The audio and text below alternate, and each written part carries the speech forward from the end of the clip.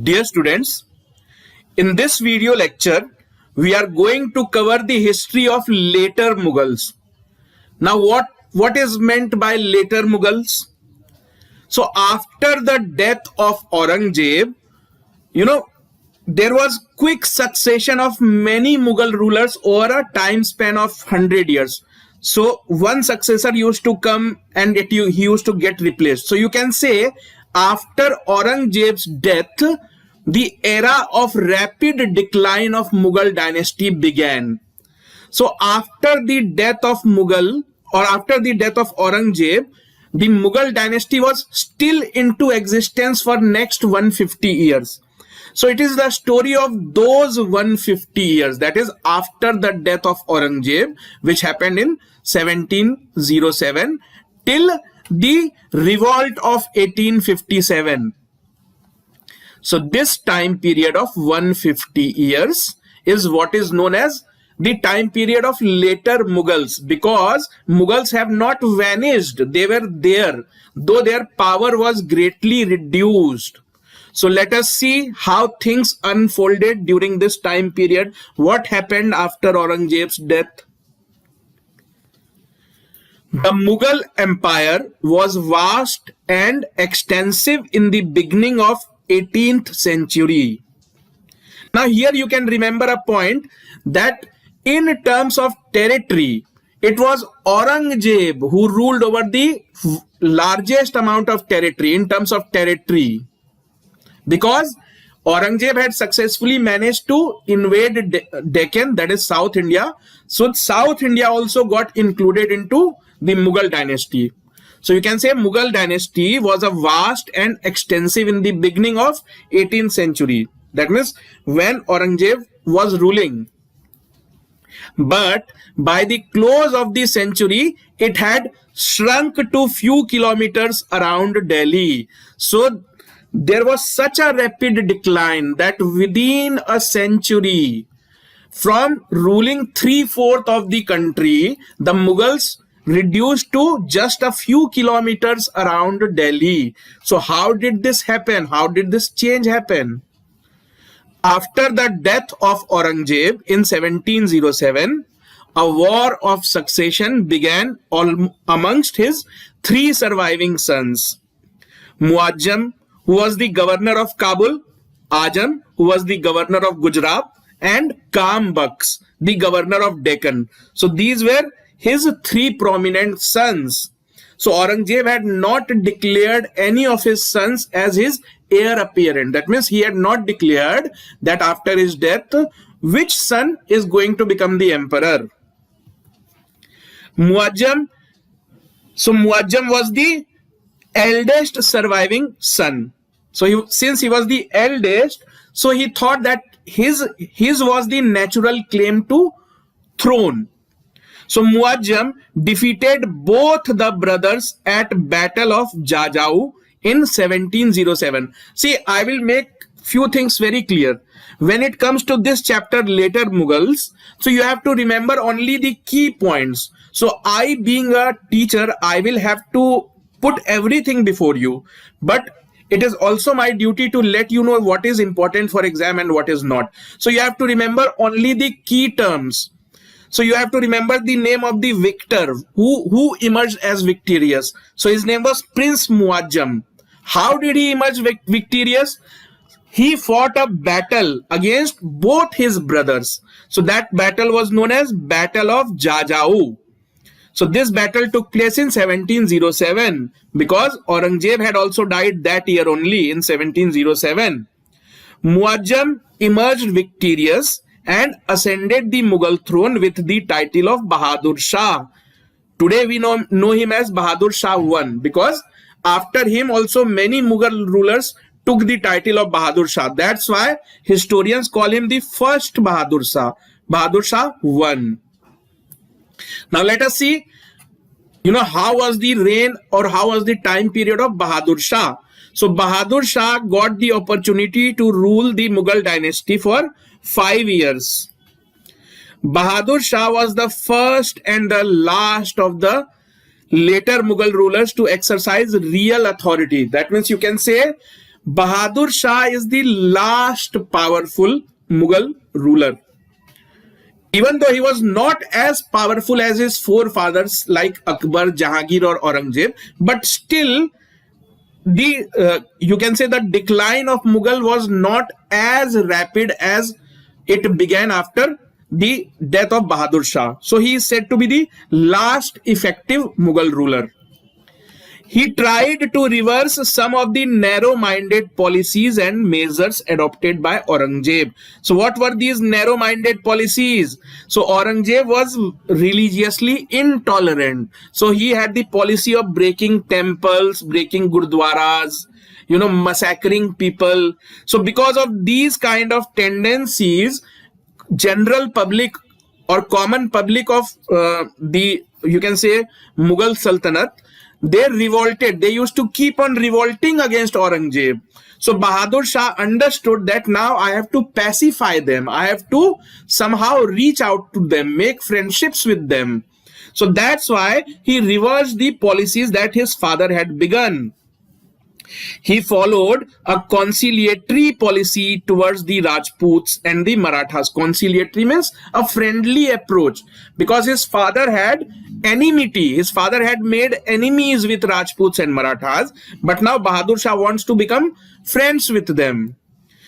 The exception is the enmity with the Sikhs still continued. That means Mughals, they made friends with Marathas, they made friends with Rajputs, but they did not make friendship with Sikhs. The rivalry is still continuing during the time of Bahadur Shah. Sahu, who was the son of Sambhaji and grandson of Chhatrapati Shivaji Maharaj, was released in 1707. Why? Because he wanted to make friendship with the Marathas. Who had captured Sahu?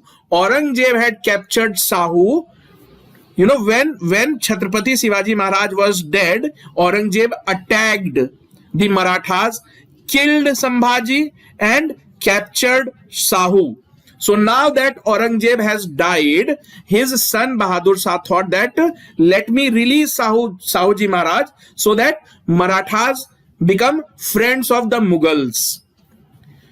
Bahadur Shah made reconciliation with Guru Gobind Singh Ji and granted him high mansab. So Guru Gobind Singh Ji was the 6th Sikh Guru. So Bahadur Shah tried to make friendship with Guru Gobind Singh Ji and granted him high mansab. But after the death of the Guru, the Sikh leader Banda Bahadur revolted against Mughals. So that's why it is said that the rivalry between the Mughals and the Sikhs continued during the time of Bahadur Shah as well. So after the death of Guru Gobind Singh Ji, another Sikh leader took over. His name was Banda Bahadur, and he started attacking the Mughal forces. So there was, however, a deterioration in the field of administration in his reign. So Bahadur Shah made several attempts to revive the Mughal emperor, but he did not succeed to a great extent. There was deterioration in administrative setup. Historians call him Shah-e-Bekhabar, which in Persian means a headless king.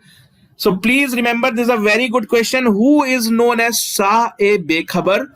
It is Bahadur Shah, Bekhabar, the one who does not have any idea what is going on in his kingdom. He was unaware of what was going on in his own kingdom. So that's why. Finally, he died in 1712 AD. So after his death, a new change was seen in the Mughal administrative setup. So till now, if father died, only his son could become the next emperor. But after the death of Bahadur Shah, the court nobles, that means there was an emperor and then there were several officers, they were known as nobles. Now Bahadur Shah has died and his nobles also want to capture the throne.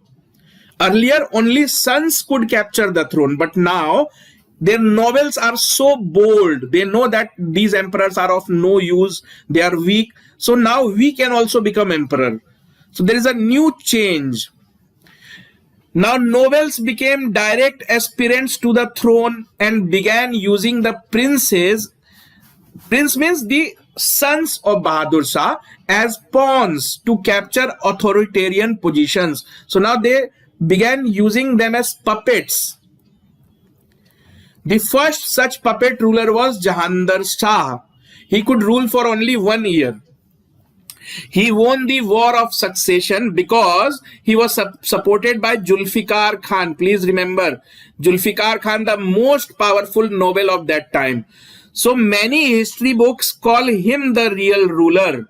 He was making decisions, he was signing treaties.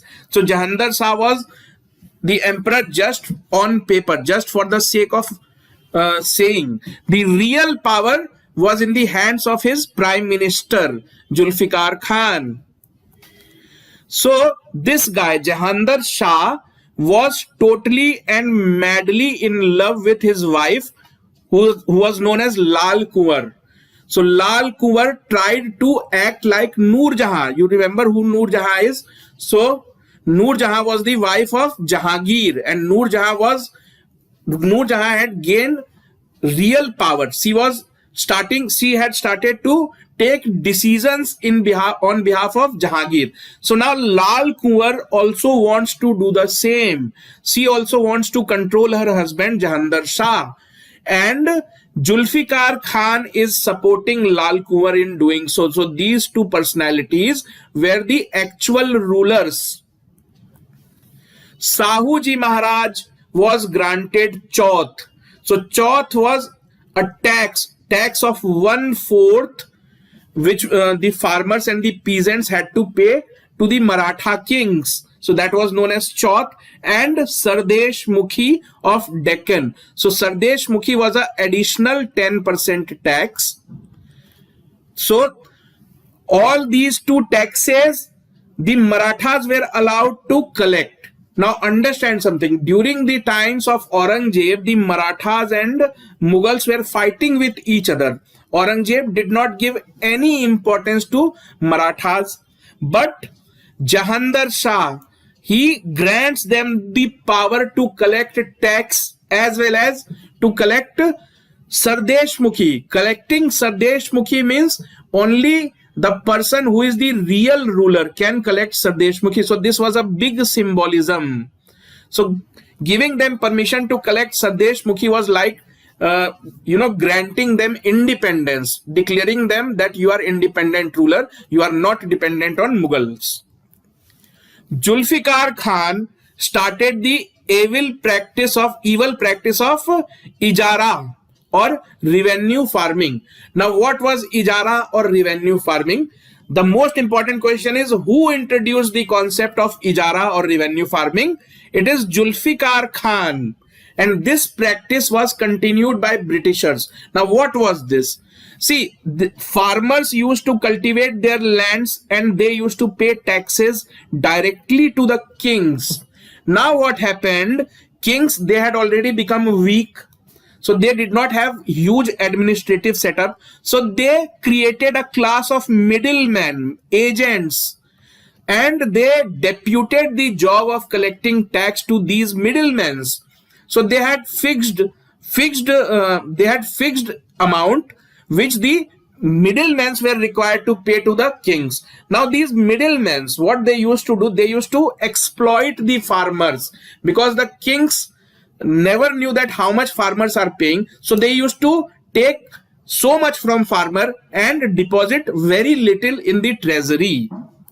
And in that circumstances, the farmer's life was completely devastated. So that's why it is known as an evil practice.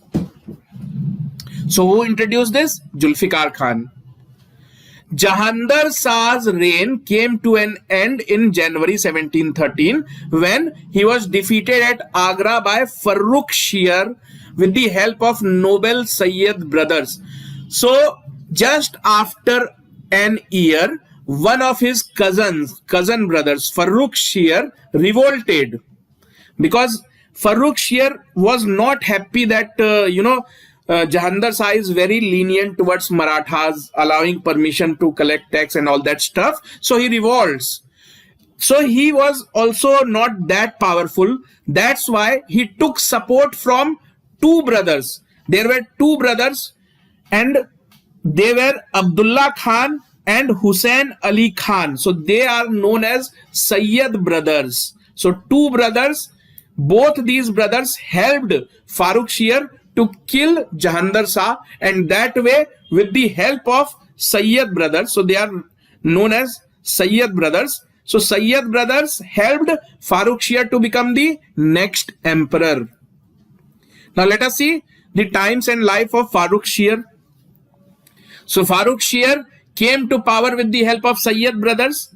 The name of these two Sayyid brothers have been asked many times. So you know, nowadays examinations are getting tougher and tougher day by day. So you have to, remember the minutest of details, and never can you miss a question which has already been asked.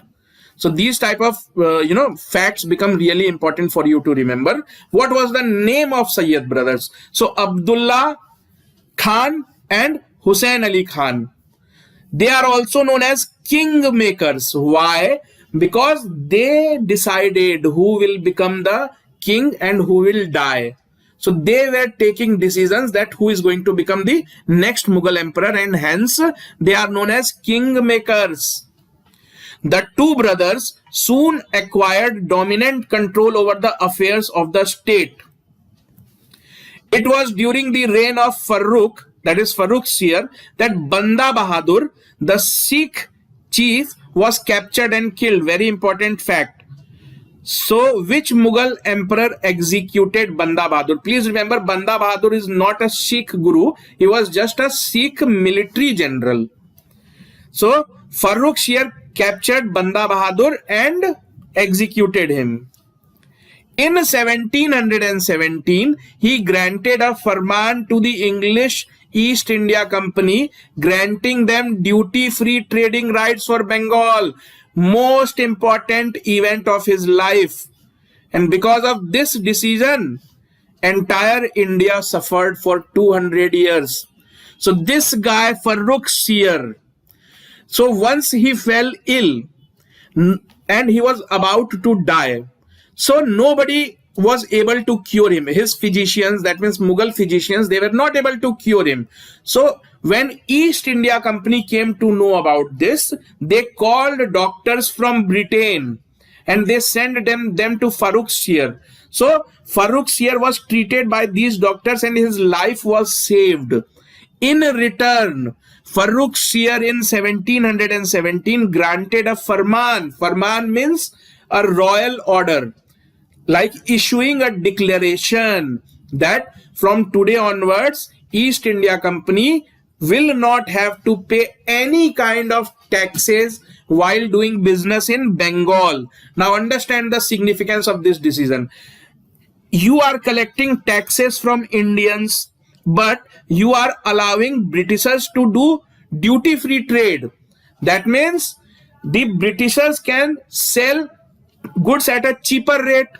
They can gain more profit. So that's how the Britishers got the upper hand over the Indian merchants and traders. And from then on, British East India Company began consolidating its power. Because of this decision, it has given a great boost to English East India Company. So you have to remember the year as well, 1717, and the king who took this decision, Farrukh Shir.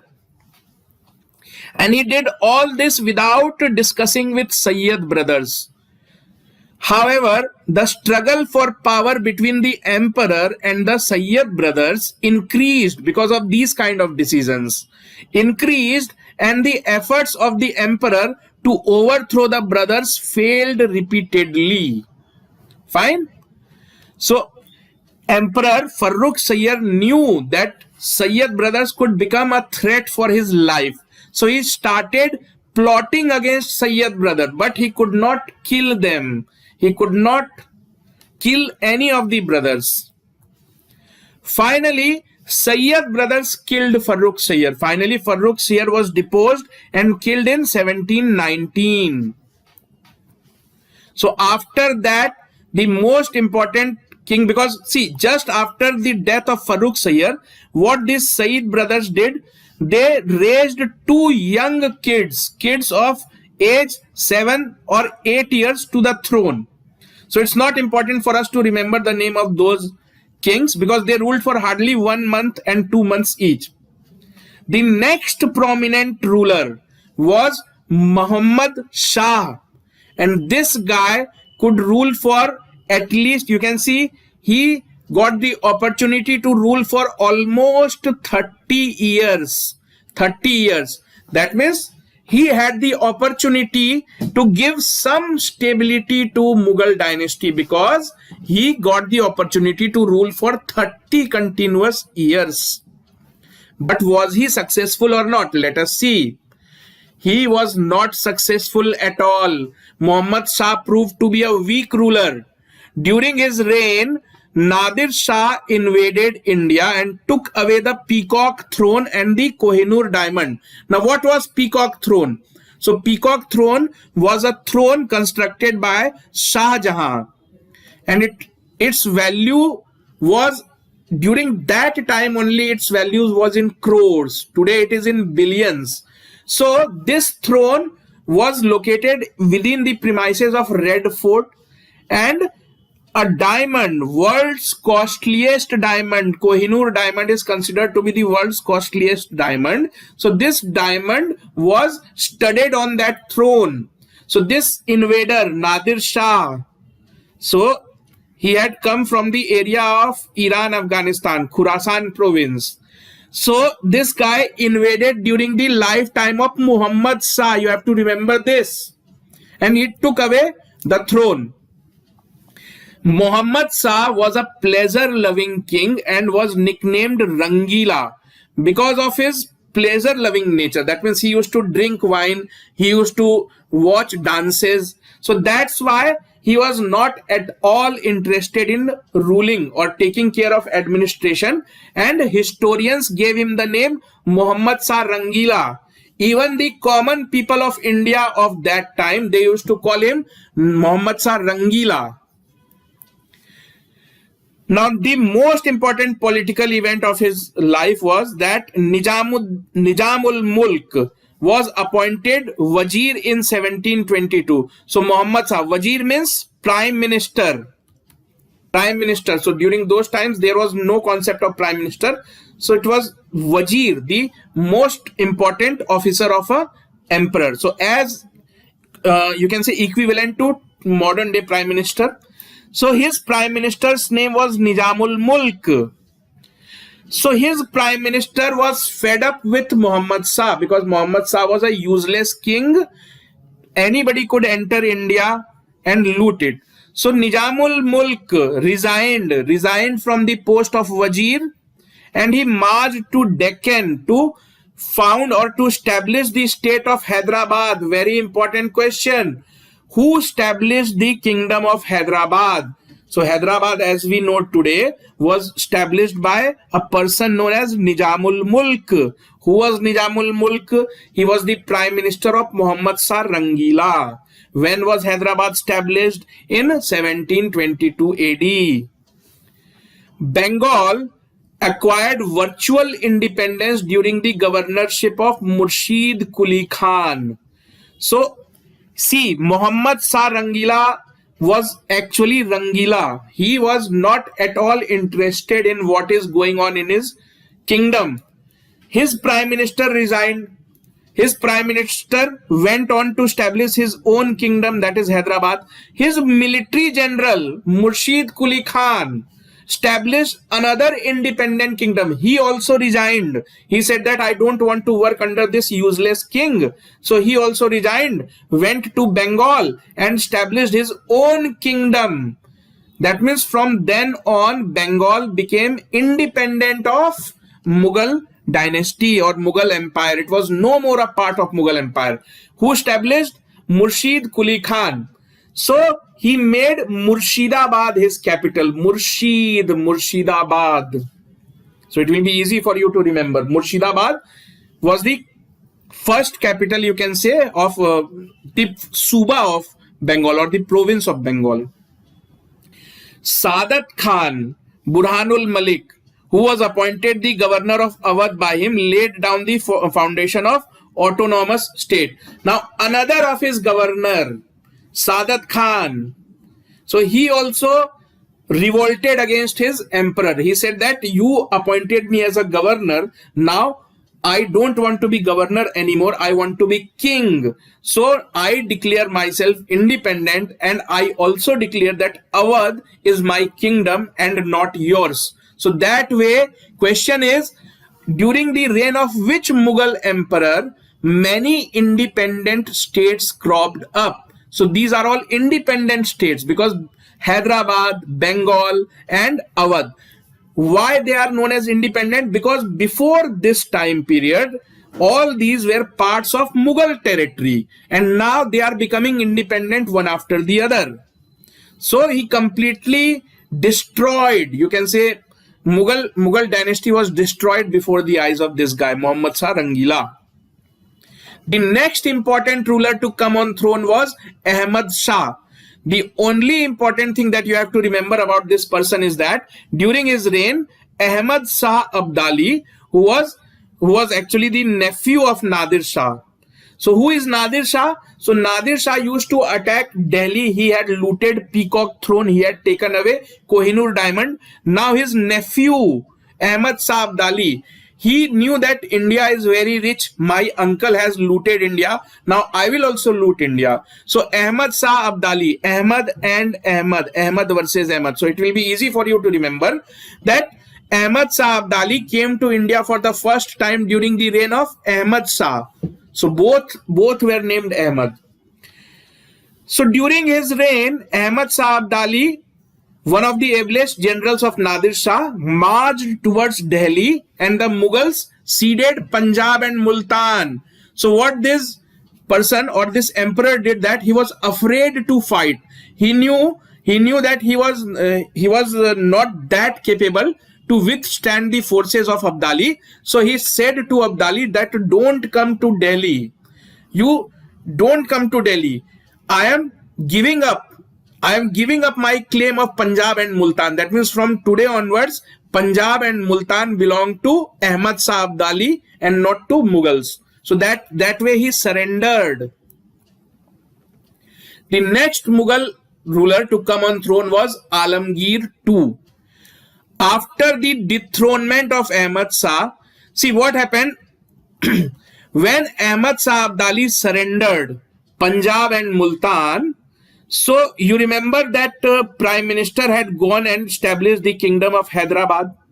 So actually the people who were ruling or managing Hyderabad, they had become more powerful than the Mughals, because Mughal rulers were sitting in Delhi and they could not defend the country properly. So these people, that means rulers of Hyderabad, they started interfering into the politics of Delhi, because they thought that if Delhi is not defended, then someday Ahmad Shah Abdali will reach Hyderabad also. So it is important that a good ruler, a capable ruler is made the next emperor. So rulers of Hyderabad, they removed Ahmad Shah from his post and they appointed Alamgir II as the next emperor. So after the dethronement of Ahmad Shah, Imadul Mulk was the grandson of Nizamul Mulk. Nizamul Mulk is the founder of Hyderabad. So he raised Azizuddin, who was Jahandar Shah's son. So Jahandar Shah was the ex-emperor. So Jahandar Shah ruled India for 1 year and then he was killed. So now his son Ahmad Shah, his son Azizuddin is supported by the rulers of Hyderabad and he becomes the next Mughal emperor. So after sitting on the throne, he named himself after Aurangzeb as Alamgir II. Why? Because when Aurangzeb had become the emperor, he had taken the name Alamgir. So this guy Azizuddin, he promised the people of India that he will revive the Mughal dynasty, and that's why he took a strong name of Aurangzeb, which was Alamgir, and started calling himself Alamgir the Second. The military and financial positions of the empire during this period became worst to the extent that the emperor's household troops carried off the articles from the house of the wazirs and nobles and sold them into the market. So there is a story that during this time the emperors have become so poor, they were really poor, that once a feast was to be organized and there was no money. So to collect money, the soldiers of Alamgir too went to the house of prime minister and all the important nobles and took precious items of their house and sold them in the market to collect money. So by then the Mughal dynasty had become so you can say poor and desolate. Anyways, Ahmad Shah Abdali again invaded India. That means he was a greedy person. Even after receiving Punjab and Multan, his greed was not fulfilled. So he again invaded Delhi in 1757 and the imperial city was plundered. Imperial city means capital city of Delhi was plundered again. The relations between Alamgir II and Wazir Imadul Mulk were not satisfactory, and the later got him murdered in 1759. So you can see one after the other these people are getting killed. Now let me tell you something. You don't have to remember the dates, but you have to only remember the key events that took place during their lifetime. So what key event took place during his lifetime? That Ahmad Shah Abdali invaded Delhi for the first time, because once when he tried to enter, he was told that please don't come to Delhi, take Punjab, Multan and go back. So this is the first time he has come to Delhi in 1757. So the next important ruler to come on throne was Shah Jahan III. Muhi ul Milat, the grandson of Kambaks, who was Kambaks, he was the son of Aurangzeb, was placed on the throne as Shah Jahan III by Imadul Mulk. So nothing important about his life.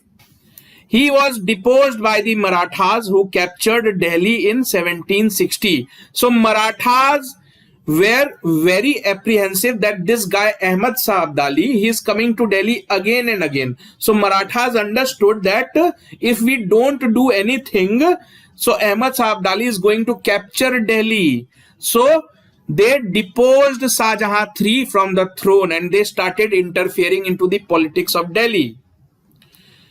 The next important ruler was Shah Alam II, and he also got the opportunity to rule the country for, you can see, more than 40 years, for 47 years to be precise.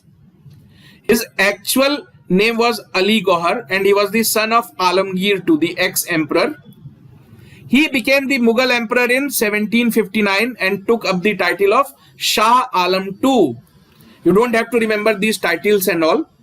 Just remember that the major event, what happened during his lifetime.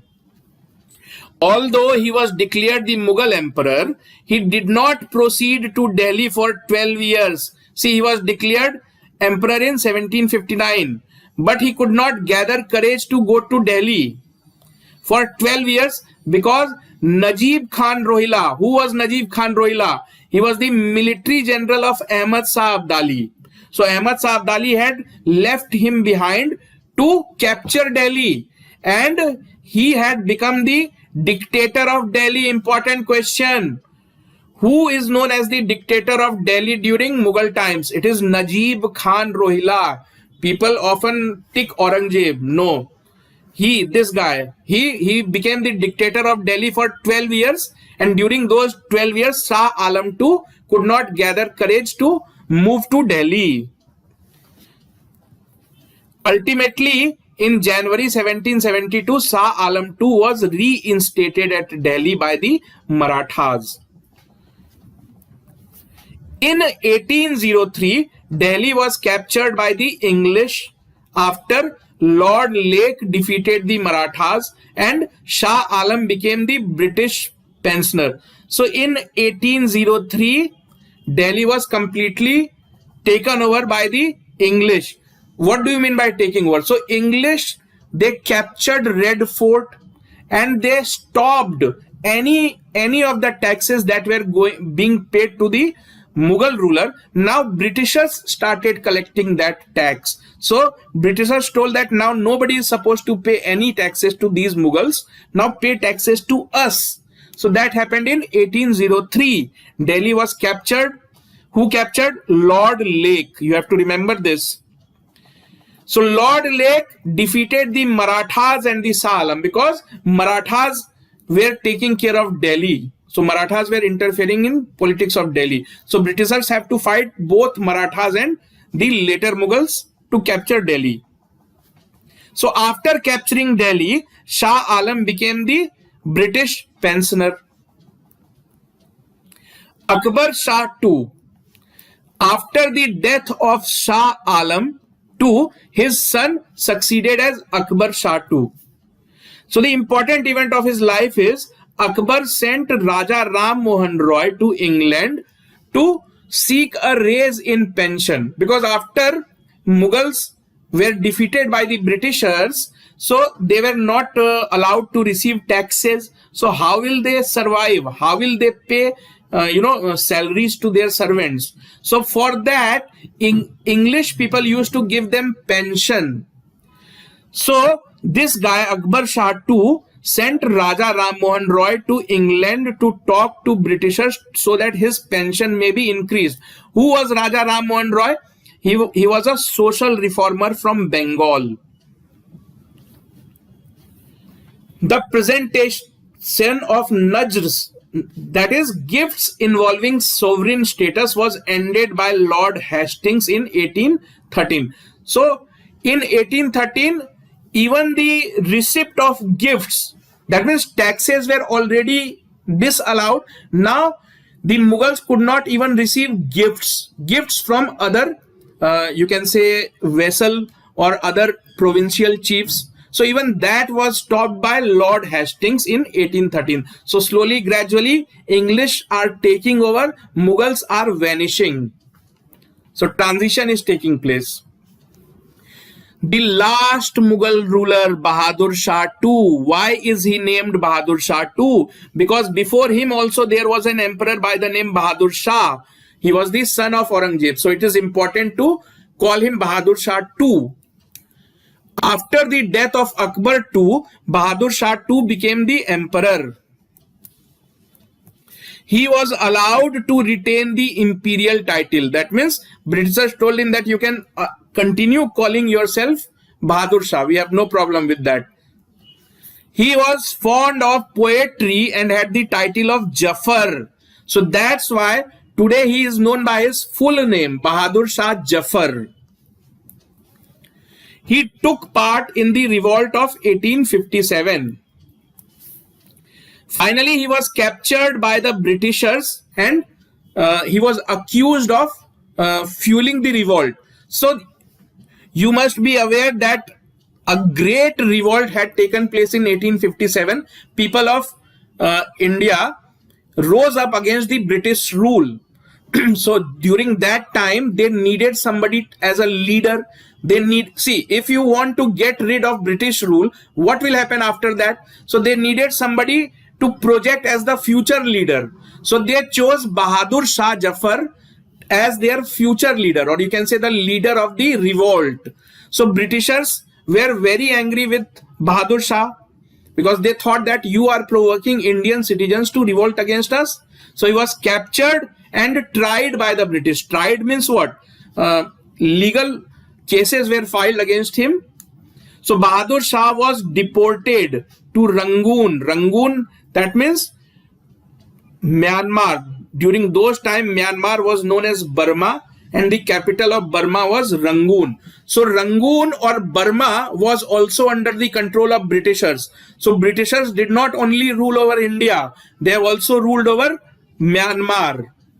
So Bahadur Shah was deported to Myanmar, where he died in 1862. And since He died and his sons were also killed. His sons were killed by Britishers. So after this, there were no survivors. The Mughal dynasty came to an end. So this is the story of 150 years of later Mughals. So when did Mughal dynasty technically come to an end? It came to an end just after the revolt of 1857. So Mughal dynasty came to an end in 1857.